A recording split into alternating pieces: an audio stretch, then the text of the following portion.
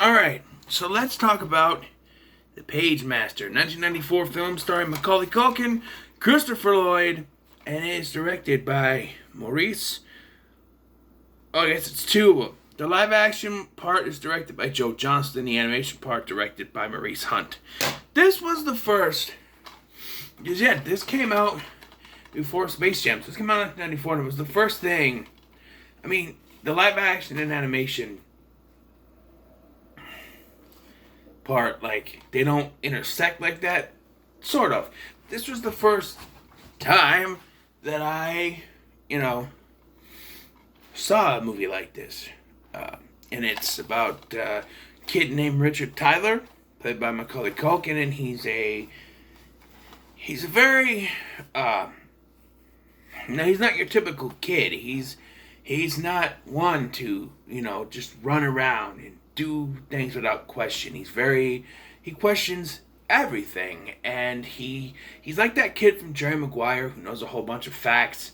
Like, his dad, played by Ed Begley Jr., by the way, is building this treehouse, even though Richard says that it's dangerous to go up in a treehouse. And, he asks for his help, and he goes like this, and he goes, "No, Richard, climb up here." And he's like, "Well, Dad, climbing up this is, da-da-da-da-da, and this percentage, stuff like that." And he's like, "I'll just put it in the bucket thing," and he pulls it up, and he gets caught, falls down, hits him in the head, and he's like, "I told you." So he tells Richard to go to the hardware store and bring him back a nail or a screw, I think. And then along the way, there's some police, and then there's some, we get this thunderstorm out of nowhere, and to seek refuge from it, he hides in the public library, where the librarian is played by Christopher Lloyd. And, he thinks that the Richard came in there to learn about books. He's going to get him a library card, which he does. But then Richard's like, "I want to come in here because it was raining." And then something strange happens. Richard, he's not into books. And this is if you want to get your kid into reading books, I think this is a good start, because I know it's a movie. But they go through some pretty good literary works in this film. The animated world starts to bleed into our world. There's dripping paint, colors, whatever, and then all of a sudden just whoosh of color, and Richard is now animated. He meets 3 books: Adventure, voiced by Patrick Stewart; Fantasy, voiced by Whoopi Goldberg; and Horror, voiced by Frank Welker.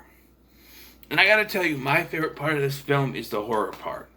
Which is not a surprise, knowing me, I'm a horror fan, but this is just, any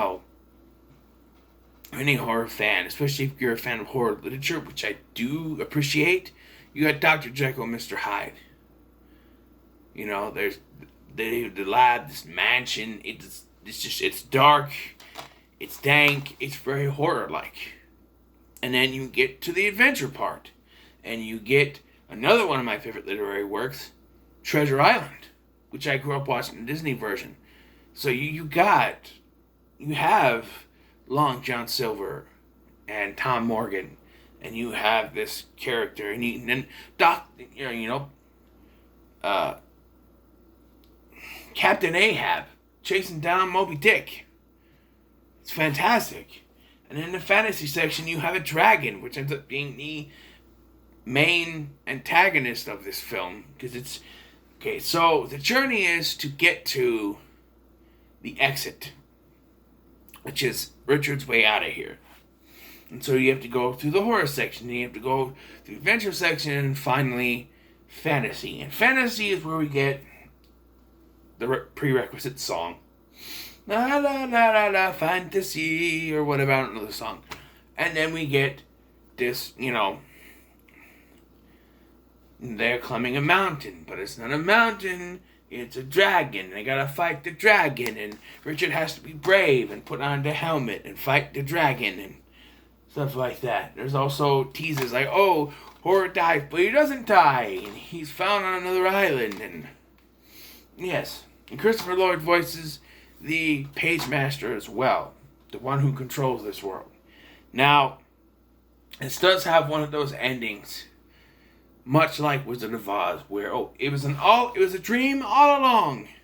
It was a dreaming all along. He was dreaming all along. And then he wants to take up these books, and for some reason, you're only allowed to check out 2 books. What library has a 2-book checkout? My library, you could take up to 10 books or 10 DVDs. It was 10, not 2. What kind of limit is that?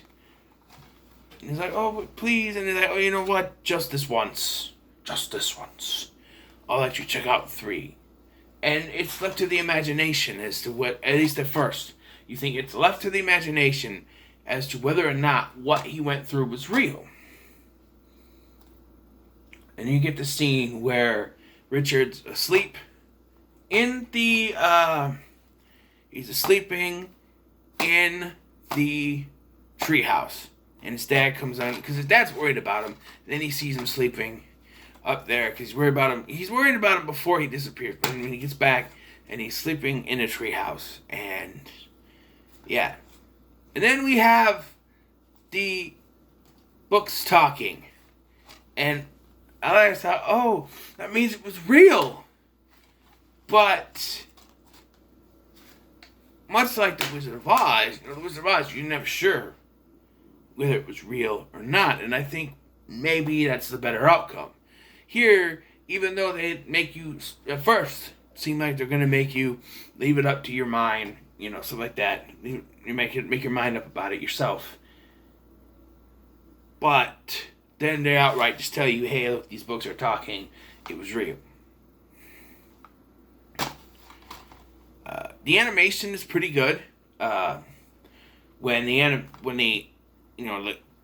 the cartoon stuff is chasing him to turn him into a cartoon, and I always love that scene. It's really pretty cool, and I like the animation is beautiful. It's fantastic. It's the colors, the dark and dankiness of the horror part, the sunlight shining blue color of the ocean in the adventure part, and the beautiful backgrounds in the fantasy part is just fantastic. And it was animated by Maurice Hunt. Animation co-producers David Steinberg and Barry Weiss.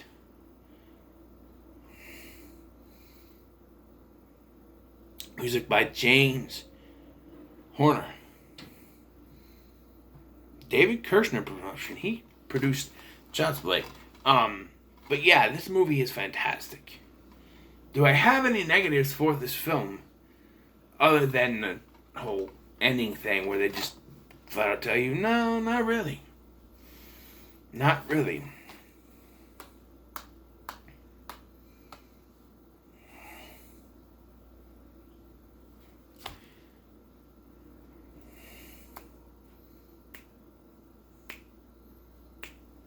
I'm trying to think.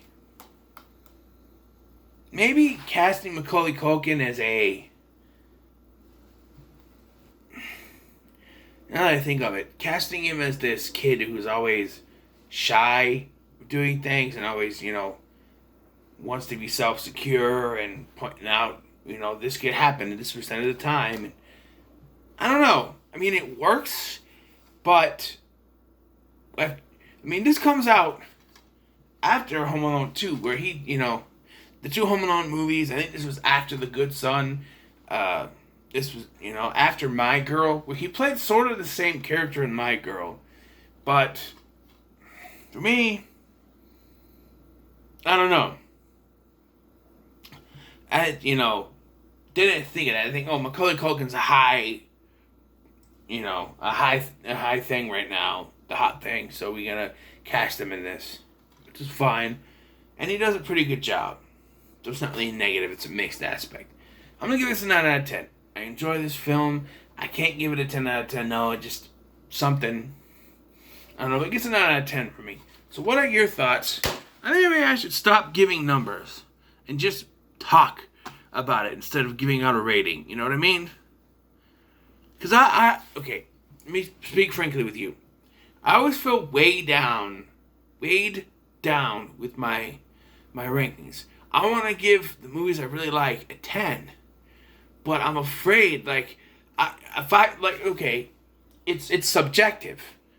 I can really like one film, but other people might be like, really? You gave that a 10? But if I just sit here and talk about the movies and not give out a rating, I mean,